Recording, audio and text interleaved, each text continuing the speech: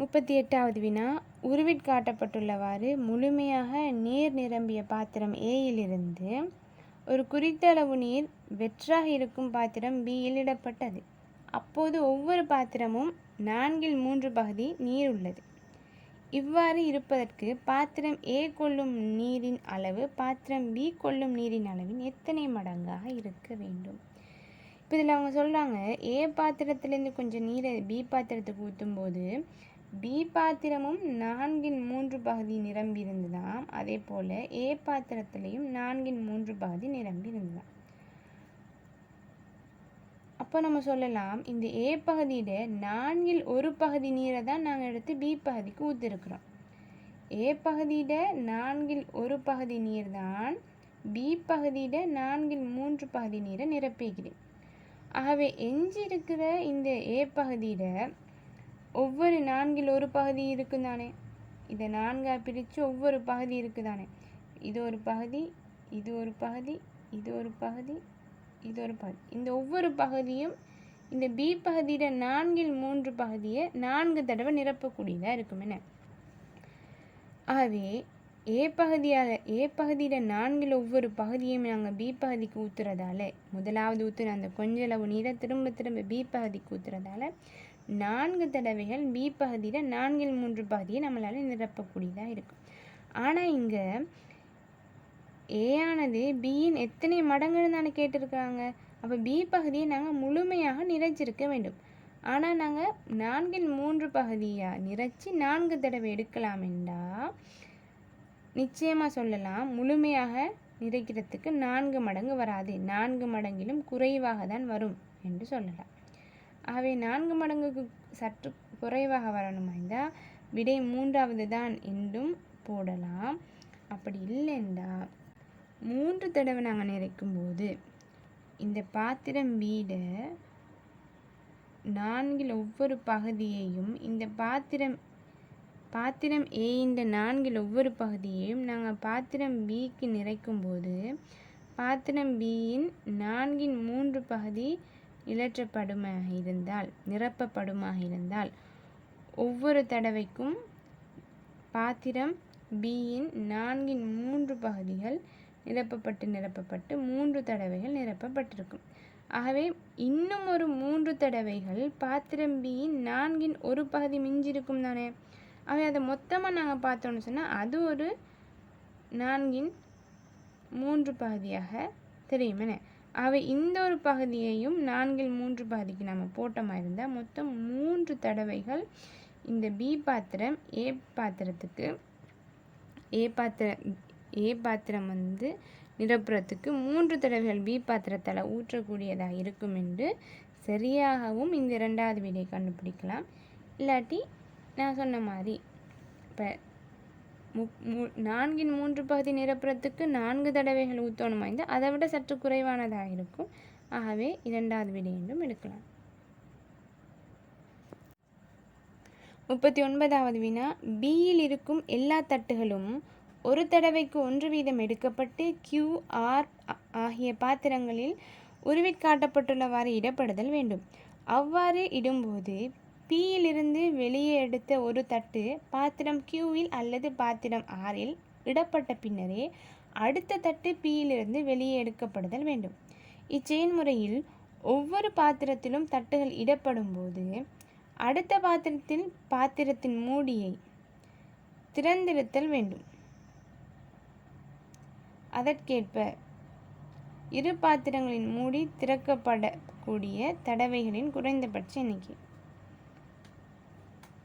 இச்செயல்முறையில் ஒவ்வொரு பாத்திரத்திலும் தட்டுகளை இடும்போது அந்த பாத்திரத்தில் மாத்திரம் மூடி திறந்திருத்தல் வேண்டும். அதற்கேற்ப இரு பாத்திரங்களிலும் மூடிகள் திறக்கப்பட வேண்டிய தடவைகளின் குறைந்தபட்ச எண்ணிக்கை அது.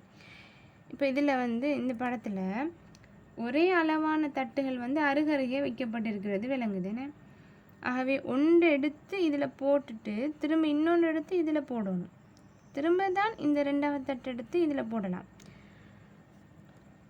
அப்படி நம்ம போடுறதா இருந்தால் இந்த 8ஐயும் போடுறதுக்கு நாங்கள் 8 தடவை இந்த மூடியை திறந்து மூட வேண்டி இருக்கும். ஆனால் அவங்க குறைந்தபட்சமாக கேட்டிருக்கிறாங்க. ஆகவே நான் சொல்கிறேன் எப்படி குறைந்தபட்சமாக இந்த மூடியை திறக்கிறதுன்னு சொல்லி. இப்போ முதலாவது இருக்கிறத எடுக்கிறேன். இப்போது இந்த Q பாத்திரம் R பாத்திரம் நான் ஒவ்வொரு தடவையும் அந்த தட்டுகளை போடும்போது மூடி திறக்கிறதாக நான் கவுண்ட் பண்ணுறேன், அந்த எண்ணிக்கையை எடுக்கிறேன். இப்போ முதலாவது தட்டு எடுத்து நான் Qவுக்குள்ளே போடுறேன். சரியா? இப்போ Qவுக்குள்ளே போடும்போது நான் ஒரு திறக்க இந்த பாத்திரத்தில் மூடியை திறந்துட்டேன். சரியா? இப்போ ரெண்டாவது தட்டு எடுத்து அதை நான் Rக்குள்ளே போடுறேன். அப்போ நான் ஒரு தடவை திறந்துட்டேன். அப்போ நான் ரெண்டாவது தடவையாக மூடியை திறந்துட்டேன். இப்போ இந்த மூணாவது இருக்கிற தட்டு இந்த Rக்குள்ளேயே நான் திரும்ப போகிறேன். ஆகவே நான் மூடியை திறந்த நிலையிலே வச்சிருக்கிறேன், நான் இன்னும் மூடலை. ஆகவே அந்த மூணாவது தட்டை நான் Rலேயே வைக்கிறேன். ஆகவே இன்னும் நான் மூடலை. அந்த ரெண்டாவது தடவை திறந்த அந்த திறந்ததுலேயே நான் இந்த மூன்றாவது தட்டையும் வச்சுட்டேன். இப்போ நான் மூடியை மூடிட்டு நான்காவது தட்டு எடுத்து இந்த Qவில் வைக்கிறேன். வச்சுட்டு திரும்ப அடுத்த தட்டு இதிலேயே வைக்கிறேன். மூடியை நான் என்ன செய்யலை, திறக்கலை. ஆகவே நான் மூன்றாவது தடவை திறந்ததுலேயே இங்கே 2 தட்டு வச்சுட்டேன். திரும்ப இந்த ஆறாவது தட்டு எடுத்து இதில் வைக்கிறேன், மூடியை திறக்கிறேன். ஆகவே இப்போ நான் நான்காவது முறையாக மூடியை திறக்கிறேன். 7வது தட்டையும் நான் இதிலேயே வச்சிருவேன். வச்சு இப்போ மூடியை மூடிட்டு திரும்ப 5வது தடவையாக இதை திறந்து இதில் 8வது தட்டை வைப்பேன். ஆகவே நான் குறைஞ்சபட்சமாக எத்தனை தடவை திறந்திருக்கிறேன்? 5 தடவைகள் மூடியை திறந்திருக்கிறேன். ஆகவே 39வது வினாவுக்கு 2வது விடை.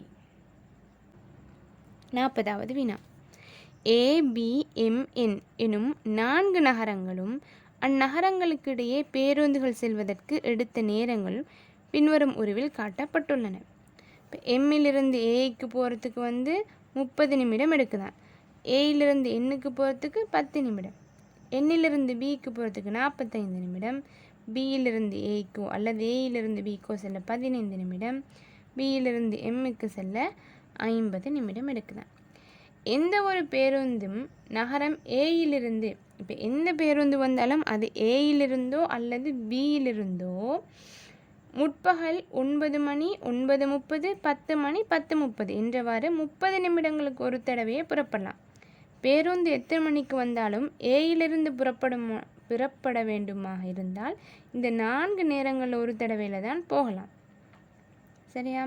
ஆகவே நகரம் எம்மிலிருந்து முற்பகல் 9:05க்கு புறப்பட்ட பேருந்து பயணத்தை ஆரம்பித்து நகரம் எண்ணுக்கு 10:40க்கு வரும் பயணி ஒருவர் பயணத்துள்ள பாதியாக இருக்கும் பாதி அது. இப்போ அவர் எம்மிலிருந்து 9:05க்கு புறப்படுறாராம். இவர் என்ன சேர்றதுக்கு 10:40 ஆகுதாம். அப்போ இவர் எந்த பாதையில் வந்திருப்பார்னு சொல்லி கேட்குறாங்க. நான் இந்த வினாவுக்கான விடையை, சரியான விடையை இந்த தரப்பட்டுள்ள 3 விடைகளிலிருந்தே அணுகலாம்னு நினைக்கிறேன். இப்போ முதல்ல எம்மிலிருந்து தொடங்குறாராம். முதலாவது விடையை பாருங்கள், எம்மிலிருந்து தொடங்குறார். இவர் பிக்கு வரணுமா இந்த 50 நிமிடங்கள் செல்லணும். ஆகவே இவர் பிக்கு வாரத்துக்கு 9:55 ஆகும். ஆனால் 9:55க்கு பியிலிருந்து திரும்ப புறப்படலாது. ஏண்டா இந்த 4 நேரங்களில் ஒரு நேரங்களில் தான் அவர் புறப்படையிலும். அதனால் அவர் வெயிட் பண்ணி 5 நிமிடம் 10 மணிக்கு புறப்படுவார். 10 மணிக்கு புறப்பட்டு திரும்ப ஏயினூடாக போகிறார். பியிலிருந்து ஏக்கு போகிறார். பிக்கு வந்தவர் பியிலிருந்து ஏக்கு போகிறாரு 15 நிமிடம். ஆகவே 15 நிமிடம், 10 மணியிலேருந்து 15 நிமிடம்ண்டா 10:15க்கு அவர் ஏயை சென்றடைந்துடுவார். 9:55க்கு பிஏ சென்றடைந்துடுவார். திரும்ப ஏயை 10:15க்கு சென்றடைஞ்சிடுவார். ஏயிலிருந்தும் 10:30க்கு தான் திரும்ப புறப்பட இயலும். ஆகவே 10:30க்கு ஏயிலிருந்து புறப்பட்டு எண்ணை அவர் 10 நிமிடத்தில் அடைந்து விடுவார். எண்ணுக்கு செல்லத்துக்கு 10 நிமிடம் வேணுமே. ஆகவே 10:30க்கு தொடங்கி 10 நிமிடங்கள் செல்ல 10:40க்கு சென்று அடைஞ்சிடுவார்.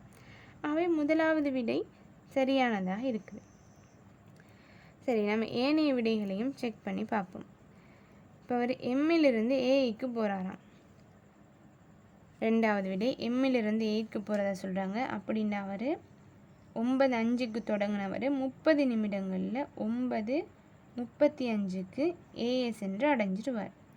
திரும்ப ஏயிலிருந்து 9:30க்கு ஒரு பேருந்து புறப்பட்டுட்டு திரும்ப அவர் 10 மணி வரைக்கும் வெயிட் பண்ணி 10 மணிக்கு தான் புறப்படணும்.